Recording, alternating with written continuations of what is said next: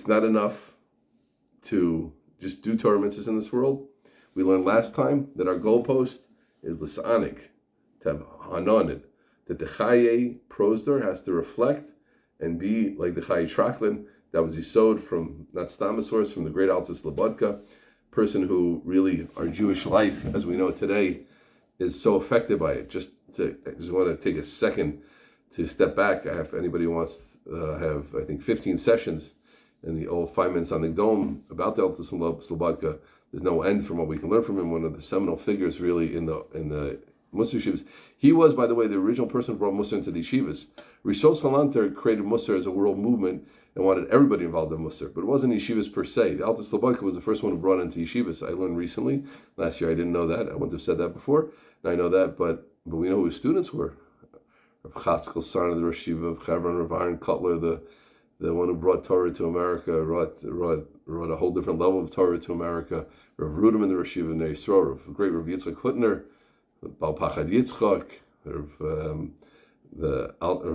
Isaac Sher, who we're talking about, the Sridi Eish, the Posek, a person who encompassed worlds, went from Slobodka to Berlin and learned in university and became the rector of the Hildesheimer Institute, and so many others, of Lesson, the Mashgiach of Rabbeim Yeshivas Rabbeinu Yitzchak Elchanan, YU, and so many others, that the Rav Leventhal, who founded the first yeshiva in America, I believe in Rhode Island, and just so many other people that were great talmidim of his, Rav Meir Chodesh. It goes on and on. So this is the altar. So let's see what he says. And he said that that's what we have to do.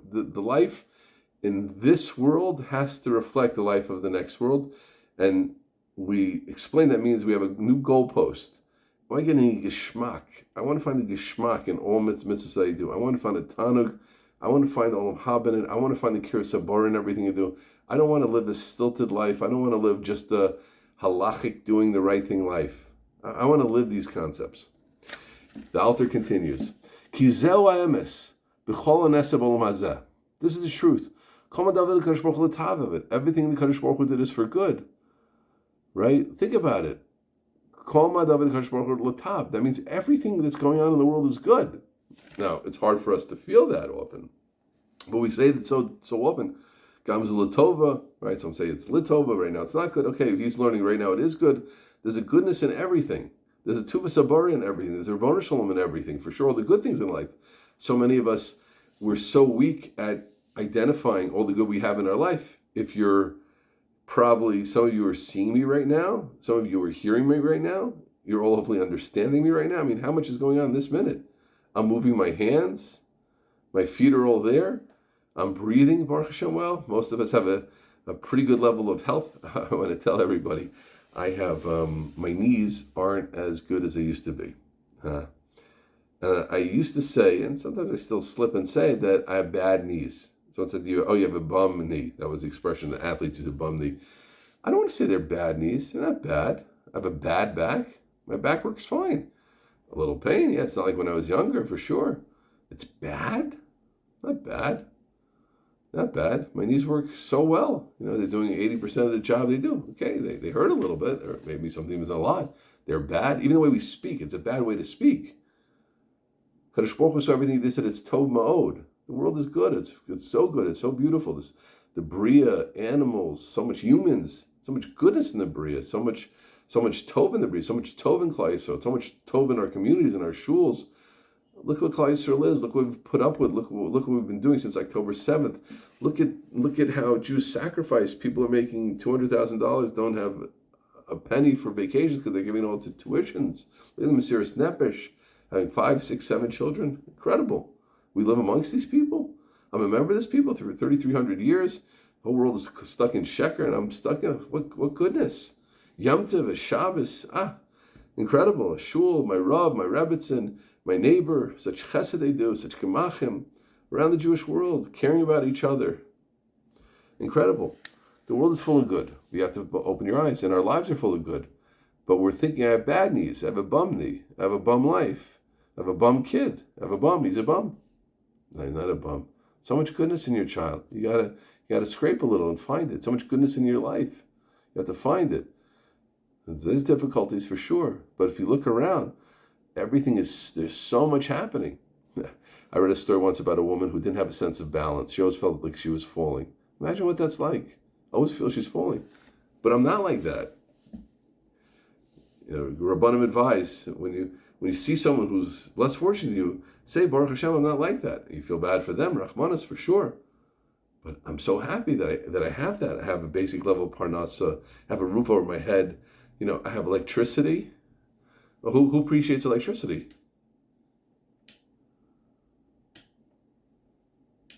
Technology. What a geschmack technology is. Do we appreciate technology?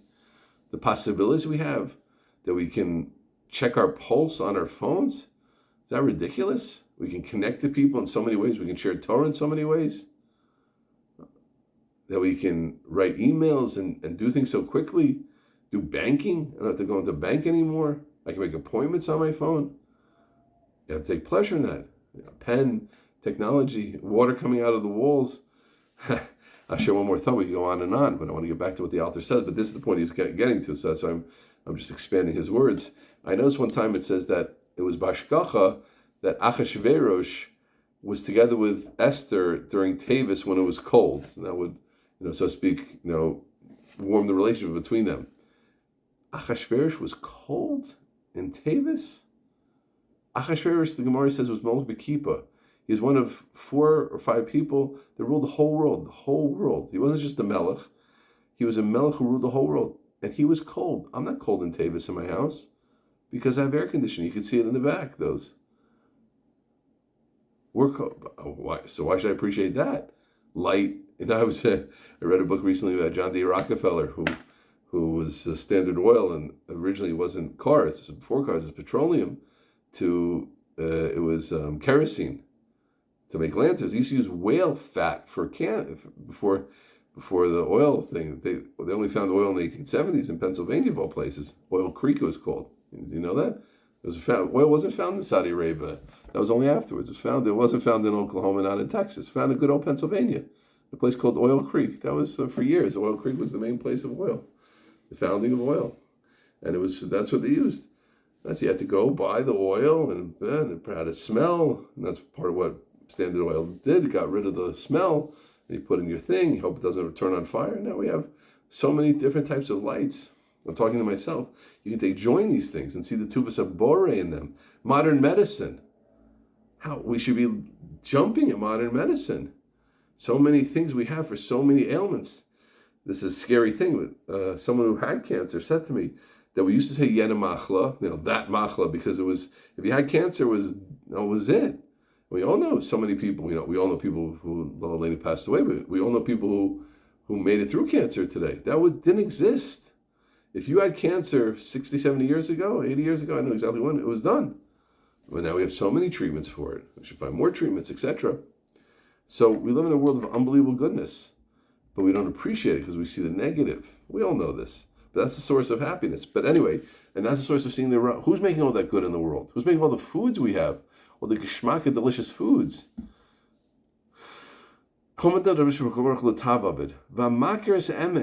So someone who sees that, I have an unbelievable joy. There's so much goodness in the world. I have another example to tell you in a second. There's no bad. There are bads, but there's no bad that you can't find some good in it. Well, that's such a great line. There's no bad, things which feel bad, but you can always find some good in the olam hazeh. U'b'olam haba. Right? Begam hatov enu inin mugbal bezman u'makom el hachana shel haproza l'traklin hanitzchi. Right? Lo chayla adam. This is unbelievable. Watch this. It's not enough. Now, when you get pleasure, when I take pleasure in the good of the Rebbeinu Shalom, and when I say Psukkah de Zimra with a heart full of love, when I sing thank you Hashem, Oda Hapam Oza Es Hashem, Tov Lahodas Hashem, Lo Chai LaAdam Shu Chai Kol Yom Be'oneg V'Iden. It's not just that you're limited to the Oneg. It's Gevaldig. Mamish, life is nifla. It's gorgeous. El Shizel Holach Mechayel Lo Chayel Me'oneg V'Iden Zehu Olav LaOneg V'Iden Yoter Gadol. So once I get into an Oneg cycle in the world, and I open my eyes, I say, it's not as black as the news wants me to think it is. There are difficulties for sure. But don't let them steal your heart from the goodness of the Borei Olam and the goodness of the world and the happiness that you can feel to their dark place so they should have better ratings and make money. That's all it is. And we know that. So why watching so much news? Get out of it. And when you start the Onik cycle and you start to appreciate it, then you can appreciate everything. Rav Tzaddik, Victor Mill says, Rav Tzaddik, who used to eat, not the Hakohen, the Amor Tana, who used to have bread and water. How much geschmack can you have in a piece of bread and water? I love bread. I'd be happy just eating bread. It makes me fat, so I don't eat it. Make fatter. But bread, unbelievable. Now they have you can get, what's it called? Machmetzet. Sourdough bread. You put a little butter on it. It's delicious cold cuts. It's unbelievable. But you start seeing the good and the good in relationships. Those are the children, the geschmack of having a family, having a wife, or having a husband behind you, next to you. Colleagues. What a geschmack to have colleagues. I think about it sometimes, how lucky I am. Since I'm however old I am, I'm around such unbelievable people. You have to open your eyes. I can be critical of my coworkers, and I am sometimes. But I think about it, wow, what amazing people I'm so going to be next to. What amazing, but the guy, he comes late to shul. And he doesn't doubt about it. He's too modern, he's too frum. Right? Frum is, you're in the middle, there's modern on one side, fanatically religious on the other side. Frum, fanatically religious, you's got all straight. Modern, so everybody's, no, well, you're around gewaltige people. Amazing people, what a geschmack. But it's a cycle, you have to get yourself into that. I've spoken about this many, many times, and it's written many times, and I have to work on it myself. We have to get into that. It's a cycle. That's what the author is telling us. You get into Lisanig al Hashem, I'm start seeing the owning in life, the geschmack, the goodness in life, goodness in Christ, and then it builds and it builds and builds, and whoa, it's all over. And even people I don't agree with sometimes, there's so much good in the Jewish world, and in this group and that group, and in learning, whew. And in Nach, it's endless. Every sugya, every tosus, every Rashi, every tefillah, mincha has this geschmack, and Marav has that geschmack. It's a cycle. So you go Michael El Chayil. No, but that's not the end of the story, friends. It gets better. Shuholich Michael El Chayil be'onig v'igun zehu ola le'onig v'igun yoter gadol. B'schar v'saneg el Hashem. Yiskid la'az t'saneg Hashem. We asked those two psukim. In the last session, we started Tehillim Lamed Zayin and Yeshaya Lunches. You're Minisanish, you take owning on Hashem, you get schar for that. What a deal. Not only, because that's what we do, right? Where do we start before these half hour ago? You have to do the mitzvahs and just earn your olam haba. No. You got to find the Chai Tracklin in the prose door. You got to get a geschmack. You got to enjoy it. Guess what, though? You get rewarded for that geschmack. You feel the geschmack. You start that cycle. First off, you yourself are going to sense more and more joy because you're going to open your up to the joy of mitzvahs, the joy of life, the joy of humanity, the joy of people, the song of the Bria. And not only that, you're going to get schar for that. The more you enjoy learning, the more reward you get. The more you feel, the Ron Shalom, he has so much chesed to give us. He has so much love to give us. And he says, you appreciate my goodness? My goodness, you appreciate my goodness? You're going to get a reward for that. Just like your father says, I want you to see that I'm doing good for you. I want you to feel my love. You feel my love, I'm giving you more love. You feel the connection to me, I'm going to give you more connection. Now, it doesn't stop there, friends. I would love to stop here, and make next section. But I think we don't need a whole other section. So let me go on. Lefum tsara agra. Wow. But this doesn't fit because we know lefum tsara agra, the more, I think it's mission of us, right? According to the difficulty is the reward, right? So it's all about difficulty. It's all about putting your nose to the ground and just suffering. No. So what does it mean? Lefum tsara agra, listen to the Alter's Taich of it. It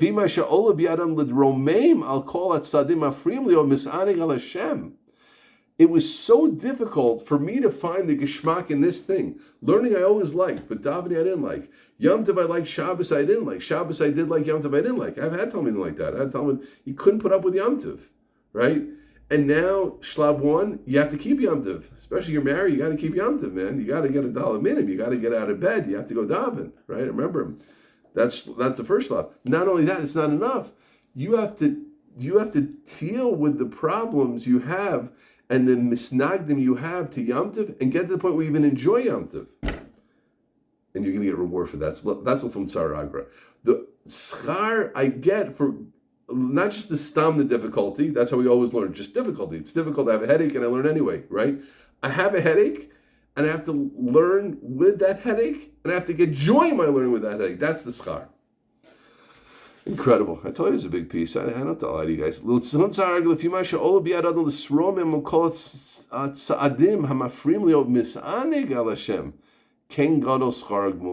only going to recognize, Rabosai, in the next world, we will only know how much reward you got. It was difficult for you. It was difficult for you to let go of that grudge. It was difficult to let go of that time in your wife or your husband. And you push yourself and you got over it. And then not only do you get over it, you have a geschmack in that. Baruch Hashem, I got over this kindness in me. I'm going to be good to my husband no matter what. Even if he does it, obviously within a boundary, in a healthy way, not toxic, blah, blah, right? Okay, of course, right? But my husband does this. He leaves his socks on the floor and it drives me bananas, right? And I've learned enough about Shalom Bayis to say he's not going to change. And I just have to accept him, like Mesilas Yesharim says in his book. And you can either, as he says, you can either complain and not have Shalom Bayis and have him not clean up his socks, or you can accept it and have Shalom Bayis and not have him clean up his socks. But he's not cleaning up his socks. And it was such a challenge to me. And then I let go. And now I even have a geschmack. When I see my husband's socks, I say, that represents for me that iskabris I did on my midas to let go. And taking the good advice of Ben Sion Shafir. And 10 dumb mistakes really smart people make. Just let go. And I get a geschmack in that, that's your reward. And only in Olam Haba are you going to appreciate really the reward. You're going to feel in this world already, because we're feeling in this world. We said, it's so geschmack, it's so delicious to let go of a taina. It's so delicious to get over a grudge. It's so wonderful to find meaning. It's so wonderful to forget about myself. It's so wonderful not to be selfish. It's so wonderful to help my wife. It's so wonderful to help my kid. It's so wonderful to help that person who's a little bit against me and isn't nice to me. It's so good to be in shul when I don't get to the li I want and that I think I deserve, and they're not asking me to sex, etc., and why I do it. And anyway, I come and I smile at everybody, etc., and I feel so happy that I can get over my small tightness, and I'm gonna, etc. All these things. That's the schar. Incredible, what a piece. And according to how happy you are, that's the point. It's not just the goalpost of doing it. It's how much happiness did you reach? How much did your life in this world reflect the next world? There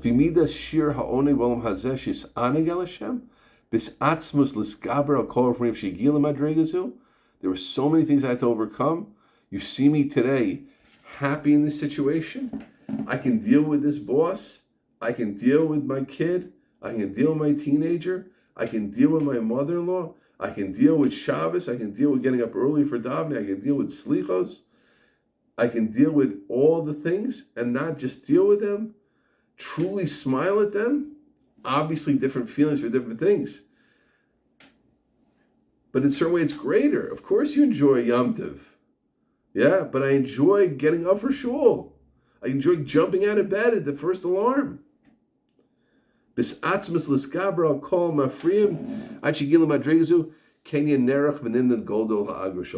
is what your scar is going to look like.